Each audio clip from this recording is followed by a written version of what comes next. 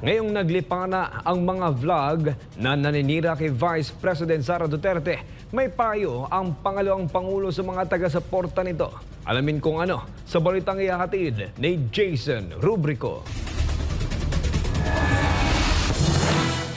Especially mga senior citizen, magilty ko nga kanang malain ilahang buot, madaot ilahang mood, tungod lang kay nakakita sila og material content sa ako.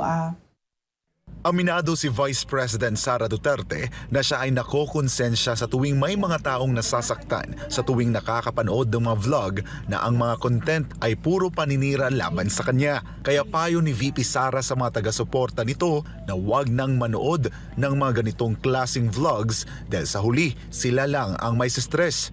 Iginiit pa ng bise na walang pakialam ang mga vlogger na ito sa mararamdaman ng kanilang tagapanood kundi ang kumita lamang.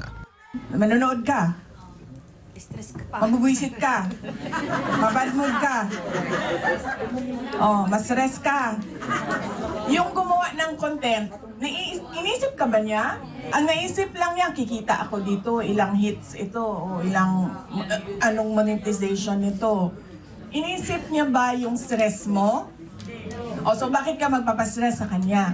Hindi nila iniisip ang stress ninyo. Wala silang pakialam kung anong maramdaman ninyo. Tapos kayo, nasistress na kayo. Diba? Payo ni VP Sara na huwag nang magpa-stress sa panonood ng mga vlog na may negatibong content, lalo na't hindi naman ito nakakatulong at sayang lang sa oras. Dagdag pa ng pangalawang pangulo, masama ang stress sa kalusugan at dapat itong iwasan. Ibinunyag naman ni VP Sara na wala siyang anumang social media account na hawak at ang lahat ng ito ay kontrolado ng kanyang opisina. Dati nasa akin siya, pero kinuha nila.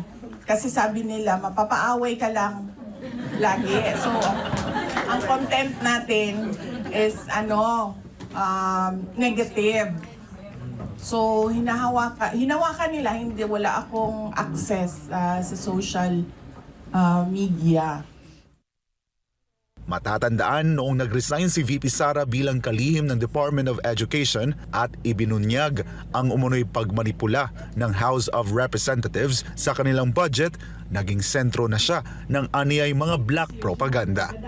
Para sa Diyos at sa Pilipinas kumahal, ako si Jason Rubrico, SMNI News.